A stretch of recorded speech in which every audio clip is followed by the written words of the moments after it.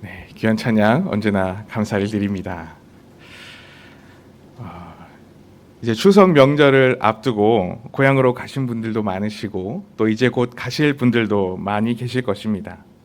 우리나라의 명절은 이렇게 멀리 떨어져서 살던 가족들도 한자리에 모여서 함께 기쁨을 나누고 즐거운 시간을 보낼 수 있는 그런 좋은 시간이 되는 것 같습니다. 근데 그런 좋은 날이 또 한편으로는 많은 사람들에게 스트레스를 주는 그런 날이 되기도 합니다. 제가 한 설문조사를 보았더니 이런 명절 기간 동안에 오히려 스트레스를 겪느냐는 그 질문에 무려 88%가 명절 스트레스를 겪는다라고 그렇게 응답을 했다고 합니다. 그리고 왜 그런 스트레스를 겪느냐라고 보니까 항목들을 보니 첫 번째는 이 친인척들의 잔소리 때문에 스트레스를 받는다라고 그렇게 응답을 했습니다. 구직자들에게는 언제 취직할 거니? 이렇게 물어봐서 잔소리를 받고, 또 결혼한 부부에게는 언제 아이를 가질 거니? 그래서 스트레스를 받고, 또 미혼자들에게는 도대체 언제 결혼할 거니? 라는 질문 때문에 또 스트레스를 받고, 또 공부하고 있는 청소년이나 대학생들에게는 성적이 어떻니? 라는 그 질문 때문에 그렇게 스트레스를 많이 받는다는 것입니다.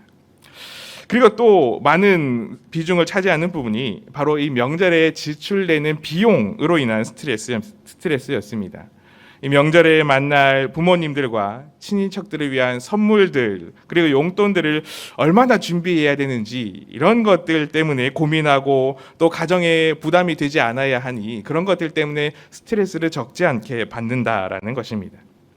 또 재미있는 것은 이 여성들에게 명절에 가장 많이 스트레스를 받는 질문이 무엇이냐고 물었을 때 이것이었다고 합니다. 추석 때 언제 오니? 아직 가지도 않았는데 언제 오니? 라는 그 질문에 스트레스를 가장 많이 받는다라는 겁니다. 그리고 반면에 가장 기뻤던 순간이 이제 가봐라 라는 그 질문, 그런 말을 들었을 때 가장 즐거웠다고 합니다. 즐겁고 행복해야 하는 명절이 어느샌가 서로가 스트레스를 주고 괴로움을 주는 그런 시간으로 점점 변화되며 또 그렇게 받아들이는 경우들이 많이 생기고 있습니다. 우리는 이 명절, 이 날을 서로가 행복하고 또 서로가 복된 그런 시간으로 잘 보내실 수 있으시기를 축복합니다.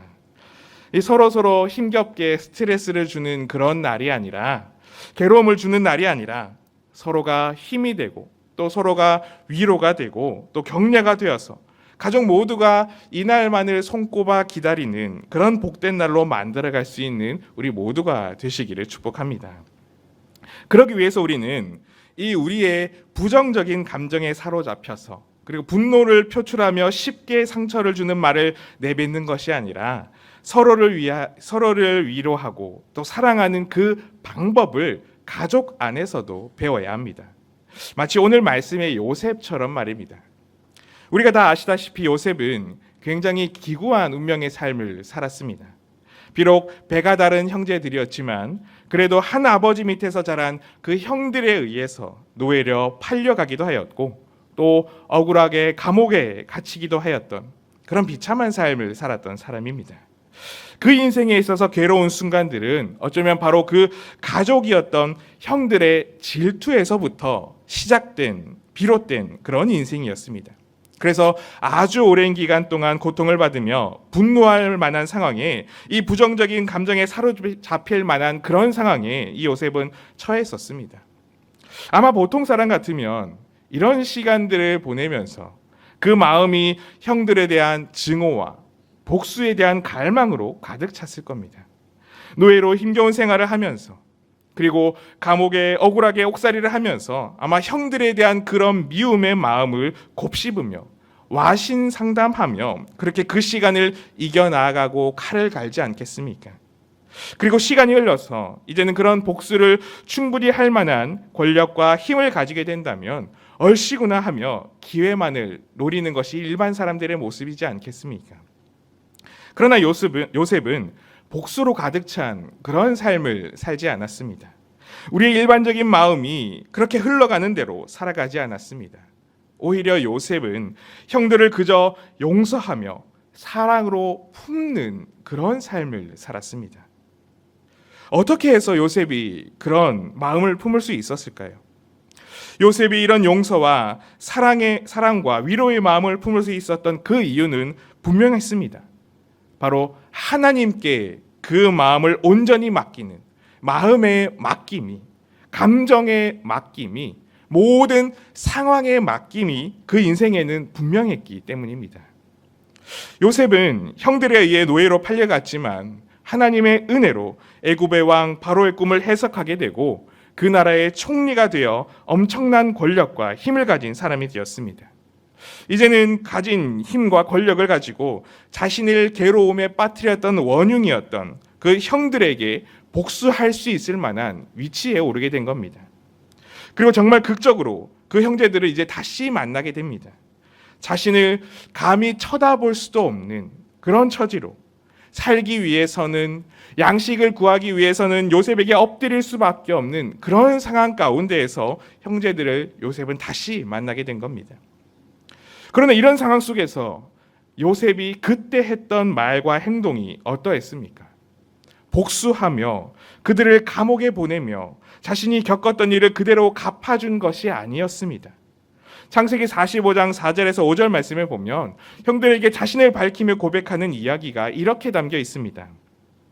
요셉이 형들에게 이르되 내게로 가까이 오소서. 그들이 가까이 가니 이르되 나는 당신들의 아우 요셉이니 당신들이 애굽의 판자라. 당신들이 나를 이곳에 팔았다고 해서 근심하지 마소서. 한탄하지 마소서. 하나님이 생명을 구원하시려고 나를 당신들보다 먼저 보내셨나이다. 이런 고백을 하는 요셉의 말을 보면 그 요셉의 마음속에 형들에 대한 원망, 그것이 단 하나도 담겨 있지 않음을 우리는 알 수 있습니다. 요셉은 형들이 행했던 일에 대한 원망을 그의 마음 안에 담아두지 않았습니다. 자신이 당했던 일들을 똑같이 갚아주고자 하는 그런 마음을 품지도 않았습니다. 그저 자신이 당했던 그 모든 일들이 형들로부터 일어난 일이 아니라 바로 하나님이 하신 일이라는 것을 믿음으로 고백하고 있었던 것입니다. 오늘 본문 19절에서 20절 말씀에서도 요셉은 같은 맥락으로 형들에게 반응하고 있습니다. 19절에서 20절 말씀을 보면 이렇게 말합니다. 요셉이 그들에게 이르되 두려워하지 마소서. 내가 하나님을 대신하리이까. 당신들은 나를 해하려 하였으나 하나님은 그것을 선으로 바꾸사 오늘과 같이 많은 백성의 생명을 구원하게 하시려 하셨나니. 하나님께서 그 모든 것을 선으로 바꾸신 것인데 어찌하여 내가 하나님을 대신해서 심판하고 분노하며 원수로 여겨서 악을 갚겠느냐라는 것이었습니다. 한번 생각해 보십시오. 요셉에게 과연 상처가 없었겠습니까? 요셉에게 배신으로 인한 아픔이 없었겠습니까? 비참한 삶을 살아가면서 억울해도 살기 위해서 발버둥치는 그 가운데에 있었던 괴로움, 그것이 그에게 없었겠습니까? 그런 마음들 분명히 그에게 있었을 겁니다. 그러나 그럼에도 불구하고 요셉이 이렇게 하나님이 하신 일이라고 고백할 수 있었던 이유는 그 깊은 상처를 하나님께서 주시는 은혜로 덮으며 치유하여 나아갔기 때문이었습니다. 내 모든 괴로움은 오직 하나님이 아시기 때문에, 내 모든 상처들은 오직 하나님께서 아시기 때문에, 그리고 그 모든 것은 하나님으로만 치유되고 하나님으로만 회복되고 온전케 될 수 있기 때문에 하나님께 모든 것을 맡김으로 자신의 인생에 있었던 그 상처를 아물게 했기 때문에 이런 믿음의 고백을 할 수 있었던 것이 아니겠습니까? 이것은 우리도 마찬가지입니다. 우리가 살면서 참으로 이런 상처들을 많이 받고 살아갑니다. 세상이 우리를 힘겹게 하는 순간들 참으로 많습니다. 심지어 요셉처럼 가족 안에서도 그렇습니다. 가정에서 상처를 받는 경우도 많고 아픔과 괴로움을 겪게 되는 경우가 많습니다. 특히나 처음에 말씀드린 것처럼 온 가족이 만나서 행복해야 하는 그 명절에도 그렇게 부부 간에, 그리고 그렇게 부모와 자녀 간에 갈등이 일어나고 서로에게 서로가 스트레스를 주는 그런 경우들이 많이 있습니다. 이것을 품고 있으면 분노로 우리 자신 안에 계속해서 쌓이게 됩니다. 그리고 그것은 결국 남을 해치는 방향으로 표출되는 경우가 많습니다.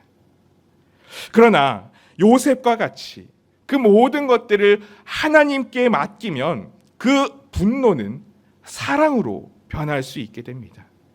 하나님께 맡기면 우리는 용서와 사랑의 마음을 비로소 품을 수가 있습니다. 왜냐하면 우리의 마음과 우리의 상처와 아픔을 하나님께 맡긴다는 것은 마치 우리의 상처에 소독약을 바르는 것과 같기 때문에 그렇습니다. 상처가 났을 때 소독약을 바르면 어떻습니까? 처음에는 따갑습니다. 그 바르는 순간에는 상처가 났을 때보다 때로는 더 큰 아픔이 느껴지는 것 같기도 합니다. 그러나 그 약은 상처를 잘 아물게 합니다. 상처가 덧나지 않도록, 불필요한 것들이 그 안에 싹트지 않도록 제거하는 역할을 합니다. 하나님께 우리의 이런 괴로운 마음을 맡기는 그 순간에도 어쩌면 우리는 그 순간 아픔을 경험할 수도 있습니다. 속이 답답한 것 같고 무엇인가 더 나은 분노의 해소 방법이 있는 것 같이 그렇게 느껴질 수도 있습니다. 그러나 그 순간을 넘어가면 그 악은 우리를 덧나지 않도록 하나님께서 온전히 치유하여 주십니다. 분노로 인해 망가졌던 관계도 불필요한 감정들이 싹트지 않도록 깨끗이 회복되게 하나님은 만들어 가십니다. 요셉이 형제들과의 관계가 온전히 회복되게 하신 것처럼, 그래서 그 모든 것들을 선으로 바꾸시는 놀라운 역사가 비로소 그 가운데 일어나게 되는 것입니다. 그래서 오히려 그런 요셉은 더욱 나아가서 형들을 위로하는 위로자가 됩니다. 요셉은 그런 하나님의 은혜를 입고 하나님의 어루만지심을 경험하고 형들에게 복수를 한 것이 아니라 형들을 위로함으로 나아갔습니다. 본문 21절 말씀에 보면 이렇게 기록하고 있습니다. 당신들은 두려워하지 마소서. 내가 당신들과 당신들의 자녀를 기르리이다 하고 그들을 간곡한 말로 위로하였더라. 피해를 받은 자가 피해를 준 자에게 오히려 위로를 주는 놀라운 일이 하나님께 그 마음을 맡기는 순간 일어나게 되었던 것입니다. 저에게도 이런 작은 경험이 있었습니다. 제가 예전에 이중 주차 때문에 곤란을 겪었던 적이 있습니다. 제가 신대원을 다닐 때 이제 결혼을 하고 아내와 함께 광진구에서 살고 있었는데 그때 섬기던 교회는 구로구에 있었습니다. 그래서 이제 지하철을 타고 가면 1시간 정도 걸리는 거리지만 새벽에 차를 운전해서 가면 30분 정도 걸리는 그런 시간이었습니다. 그때 이제 그래서 종종 운전을 하고 다녔던 적이 있었는데 마침 그때는 빌라가 그 주차장이 좁아서 이중 주차를 해야 하는 그런 공간이 있었습니다. 근데 주일에 항상 저는 일찍 나가야 됐기 때문에 토요일이 되면은 제일 나가기 쉬운 그 주차 자리에 이중 주차를 할 필요 없는 그 자리에 늘 주차를 해놓고 준비를 했었습니다. 근데 또 마침 그날 그 전주에 교회 담임 목사님께서 이번 주부터는 모든 교역자들이 일부 찬양대에 함께 서십시오라고 명령을 하셨었습니다. 그렇기 때문에 더욱 그날에는 더욱 일찍 일어나서 더욱 만반의 준비를 하고 교회를 가려고 그렇게 마음을 먹고 있었습니다. 그렇게 마음을 먹고 이제 준비를 다 하고 문을 열고 주차장에 나아갔는데 차 한 대가 원래는 없어야 될 그 차 한 대가 제 차 앞자리를 막고 있었습니다. 어떻게 해야 하나 순간 짧은 고민이 들었지만 그래도 지금 이미 저는 운전을 해서 가야만 도착할 수 있는 시간에 준비를 마쳤기 때문에 그분에게는 정말 죄송하지만 전화를 해서 새벽에 그분을 깨워서 나가야겠다라고 마음을 먹고 전화를 걸었습니다. 전화를 걸기 시작하는데 신호음이 가면 갈수록 점점 불안해졌습니다. 아니나 다를까 전화를 받지 않는 겁니다. 잠이 드셨겠지라는 그 마음에 한 번 더 전화를 했습니다. 그러기를 열몇 차례를 전화했는데 결국 그분은 전화를 받지 않았습니다. 그래서 제가 그분의 그 순간에 그분에 대한 분노의 마음이 제 안에 싹트기 시작했습니다. 아니 차를 이렇게 대놓으면 어떡하지? 원래는 이렇게 차를 댈 수 없는 자리인데 왜 이렇게 대놓으셨을까? 그 마음이 들기 시작했습니다. 생각해보면 저도 참 지독했던 것 같습니다. 그래서 한두 번 전화를 받지 않았으면 빨리 다른 방법을 모색해서 택시를 빨리 불러서 가거나 했어야 되는데 줄기차게 한 20분 정도를 계속해서 전화를 걸었습니다. 그래도 전화를 받지 않아서 결국에는 이제 예배라도 늦으면 안 되겠다 싶어서 콜택시를 불러서 교회로 가게 됐습니다. 근데 다행히 예배는 늦지 않았지만 예배를 드리는 내내, 목사님이 설교하시는 내내 목사님이 꼭 저만 쳐다보시는 것처럼 느껴졌습니다. 다른 교역자들은 다 찬양대석에 서 있는데 왜 너는 거기 앉아 있니? 라는 그런 눈초리를 저에게 주시는 것 같았습니다. 그 불안한 마음이 들면 들수록 설교를 듣는 그 와중에도 내가 이 차주를 어떻게 해야 될까? 어떻게 이 분노의 마음을 어떻게 해소를 해야 될까라는 그런 마음들이 계속해서 들었습니다. 그렇게 말씀을 마치시고 이제 찬송을 부르시는데 그날 불렀던 찬송가가 218장이었습니다. 그 찬송가 2절 가사가 이랬습니다. 제가 잠깐 불러드리면 널 미워 해치는 원수라도 언제나 너 그렇게 사랑하라. 널 핍박하는 자 위에서도 신실한 마음으로 복을 빌라. 주께서 우리에게 명하시니 그 명령 따라서 살아가리. 그 찬송을 부르는 순간 하나님께서 마음을 만지시면서 용서하는 자가 되어야 하겠구나 라는 은혜를 그 순간 저에게 부어주셨습니다. 그 예배가 끝나기도 전에 저에게 그렇게 은혜를 주셔서 그 사랑의 마음을 따라가야 하지 않겠느냐라는 메시지를 그 순간 분노를 품은 저에게 주셨던 겁니다. 만약 하나님께서 예배 가운데 저에게 이런 용서할 수 있는 마음을 주지 않으셨으면 그날 사역을 하는 하루 내내 저에게는 분노의 마음이 가득 차 있지 않았겠습니까? 하나님께서 맡기신 사역도 제대로 감당하지 못하는 그런 하루가 되었을 겁니다. 그런데 제가 이 일을 통해서 깨달았던 것은 사람이 사람을 용서하는 것이 쉬운 일은 아니지만 그러나 하나님께서 마음을 움직이시고 하나님께서 역사하시면 그것은 능히 할 수 있는 쉬운 일이 된다는 사실이었습니다. 그래서 우리는 이런 마음이 들 때 하나님께 그 마음을 맡길 수 있어야만 합니다. 하나님께 맡기면 그 마음을 하나님은 어루만져 주십니다. 분노를 잠재워 주십니다. 그 상황 속에서 오히려 우리 자신을 위로하여 주십니다. 사랑의 마음이 샘솟아나도록 만들어 주십니다. 그래서 제가 오후가 되어서 그 차의 주인이 핸드폰을 회사에 두고 왔다며 그렇게 죄송하다는 연락을 받았을 때 제가 화를 내지 않고 환한 미소를 보여드리지 못했지만 환한 미소로 온화하게 괜찮습니다. 충분히 이해합니다. 라고 그렇게 전화를 받을 수가 있었습니다. 우리 모두가 이런 위로의 날들을, 사랑의 날들을 보낼 수 있으시기를 축복합니다.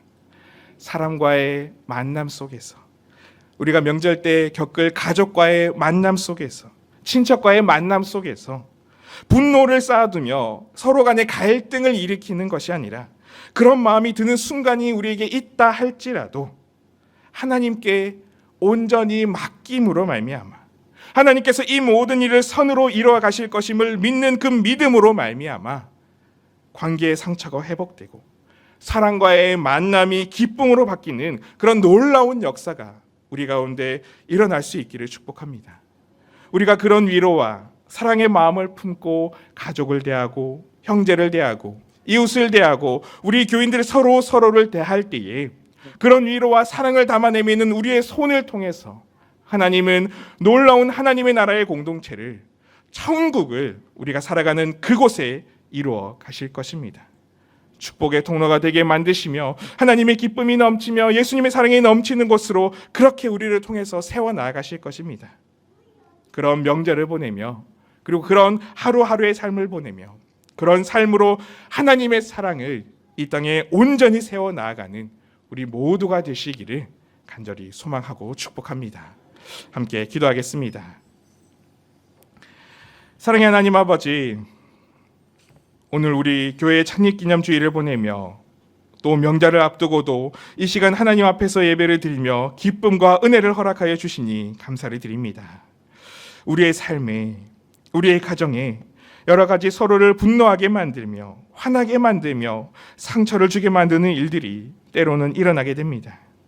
그러한 때에 우리는 오늘 말씀의 요셉처럼 그 모든 마음을 오직 하나님께 맡김으로 말미암아 하나님께서 주시는 위로와 사랑을 오히려 먼저 내밀며 행할 수 있는 그런 우리가 될 수 있게 하여 주시옵소서. 그리하여서 우리를 통하여서 명절 연휴 동안 우리 온 가족들이 행복하게 하시고 우리 교회가 행복하며 우리 사회가 복을 받는 놀라운 은혜가 넘치게 하여 주시옵소서. 감사를 드리며 예수님의 이름으로 기도드리옵나이다. 아멘.